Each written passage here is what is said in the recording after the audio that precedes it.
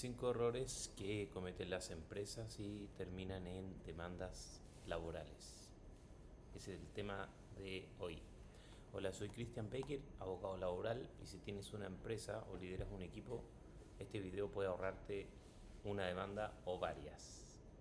Hoy te cuento 5 errores que veo todo el tiempo en las pymes, emprendimientos, empresas que terminan costando millones de pesos, y para qué decir el mal rato y el tiempo perdido, la incertidumbre de no saber el resultado.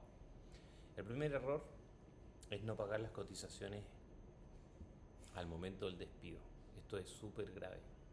La sanción en general es que el juez ordena pagar una remuneración bruta promedio desde el día de la separación del trabajador o despido hasta el día en que efectivamente se convaliden el pago de las cotizaciones provisionales. A veces ocurre que el empleador niega la existencia de una relación laboral y sostiene que es una relación de servicio, más coloquialmente dicho como a honorarios o por boleta.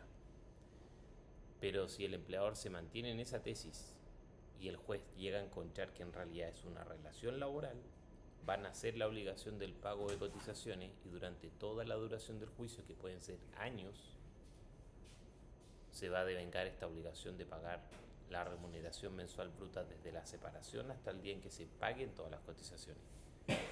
Y considerando que los juicios pueden durar 2-3 años, al final de todo el litigio podría revelarse que el empleador tiene que pagar esa sanción. O sea, podría arriesgarse a pagar hasta 24 o 30 sueldos brutos, más los años de servicio, más el mes de aviso. Podría ser algo que incluso podría significar la quiebra. Y acuérdense que los primeros acreedores en una quiebra son los trabajadores.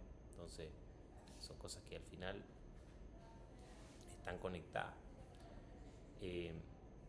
Por eso que es importante que las cotizaciones se encuentren pagadas al momento del despido, declaradas y pagadas, e informadas al trabajador con copia, para que también el notario, que actúa como el ministro de fe regularmente en esta operación, lo autorice, o el inspector ante la dirección del trabajo, que es otra forma de hacer la firma del finiquito legalmente o de forma electrónica. Pero siempre hay que informar al trabajador sobre el pago al día de sus cotizaciones provisionales de salud, jubilación y cesantía. Bueno, entonces una solución es, por ejemplo, usar sistemas automatizados de software, pero lo ideal es tener una asesoría externa que controle mes a mes. La inteligencia artificial, el software en general, no reemplaza la labor humana profesional, pero la ayuda. ¿En qué sentido? Pueden estar estos sistemas de software como una primera capa de revisión en un checklist de seguridad, y en una segunda capa final el profesional. Entonces, una automatización por software y una revisión humana como segunda capa de protección, ya que dijimos que las sanciones son severas. Un segundo error es no entregar el contrato por escrito. Hay un plazo, es verdad, pero tampoco hay que pasar ese plazo, porque además se arriesgan multas, ¿ya? Después de 15 días, en general, el contrato tiene que estar firmado y entregado. De lo contrario, el empleador podría perder derecho a aprobar alguna causal de despido. Por ejemplo, si establece negociaciones incompatibles. Típico caso de un vendedor que se le prohíbe vender artículos que sean de su propio negocio durante las horas de trabajo, o que desarrolle un negocio que compita en paralelo con el negocio del empleador. Esto tiene que estar por escrito para que pueda ser invocado como una causal de incumplimiento del contrato o causal del despido. Si no está por escrito, entonces no tiene ninguna forma de invocarlo el empleador. Por eso que el contrato de trabajo actúa como una protección y certeza no solo del trabajador, en algunos casos también del empleador. Además, como dijimos al comienzo, se ahorra esa multa.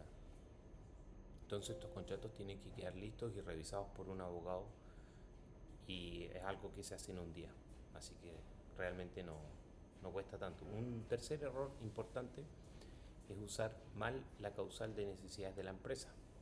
Muchas veces se utiliza esta causal de forma genérica, utilizando plantillas, cuando la Corte Suprema ha dicho reiteradas ocasiones que una cosa es invocar la causal que está en el texto legal, el Código del Trabajo, artículo 161, y otra cosa es los hechos que fundamentan la causal.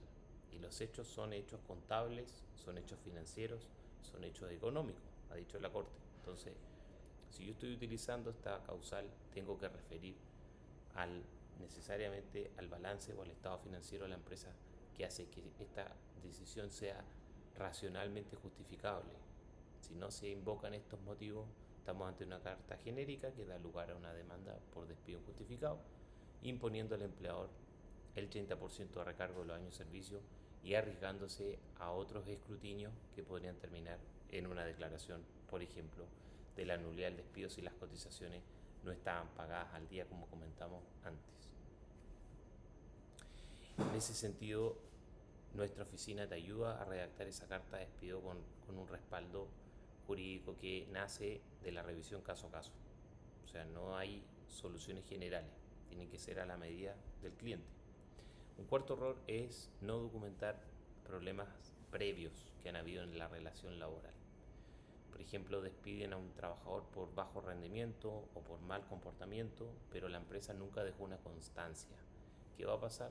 El juez va a declarar el despido como injustificado. Le va a decir que habían soluciones claras, evidentemente, tales como las cartas de amonestación, las evaluaciones de rendimiento, los correos electrónicos donde se indican estas cosas. En el fondo, la lógica acá para el empleador es que cualquier conducta negativa o contraria al reglamento interno o al contrato por parte del trabajador, incluso contra la moral y las buenas costumbres, aunque es una cosa que hay que ver más caso a caso, todo eso tiene que quedar por escrito. Pues si no queda por escrito, es como que no existiera. Y cuando se invocan estos hechos en juicio a través de testigos, ya es demasiado tarde, porque el testigo tiene otra finalidad. En general es reforzar algo que está contenido en otro medio de prueba, pero cuando se trata del poder sancionatorio del empleador, siempre estamos hablando de un reglamento interno que en algunos casos con empresas de 10 o más trabajadores es obligatorio, pero en todos los casos es voluntario y más que aconsejable. Así que si no estas herramientas, que es el reglamento interno, más las amonestaciones escritas, por último correo electrónico donde se indique claramente que el empleador no está de acuerdo con ciertas conductas, el testigo opera como una prueba muy débil y muy tarde. Por lo tanto, el respaldo por escrito de las infracciones del trabajador deben siempre existir. He visto que hay gente que no las hace porque cree que va a terminar con la armonía en la empresa, pero eso no es así, porque la clave es el tono, la forma, la manera educada, cordial, objetiva, clara de hacer estas correcciones, lo que permite que se puedan limar cualquier clase de asperezas. Un quinto error es no tener una asesoría laboral continua. Hay muchas pymes que operan sin abogado hasta que ya es tarde. Generalmente lo buscan cuando llega la demanda y cuando el abogado solicita evidencia, el cliente, en este caso la empresa, no tiene registros, no tiene respaldos y por lo tanto es difícil o imposible armar una estrategia de esa manera. En Becker Abogado ofrecemos asesoría preventiva, contratos a la medida, revisión de los procesos estrictos, checklists basados en casuística de más de 10 años y una defensa legal cuando tú lo necesites. Así que ya sabes, si eres empleador o lideras una pyme, no esperes a tener una demanda para ordenar los procesos. Y si ya te llegó una carta o fiscalización de la Dirección del Trabajo, debes actuar muy rápido porque hay un plazo corriendo desde la notificación. Estos plazos son muy cortos, generalmente 10, 15 días. Entonces, ya sabes, puedes escribirnos a consultas@beckerabogados.cl y contar con la asesoría preventiva te va a permitir ahorrar muchísimos dolores de cabezas y sobre todo concentrarte en tu proceso productivo, que al final es lo más importante.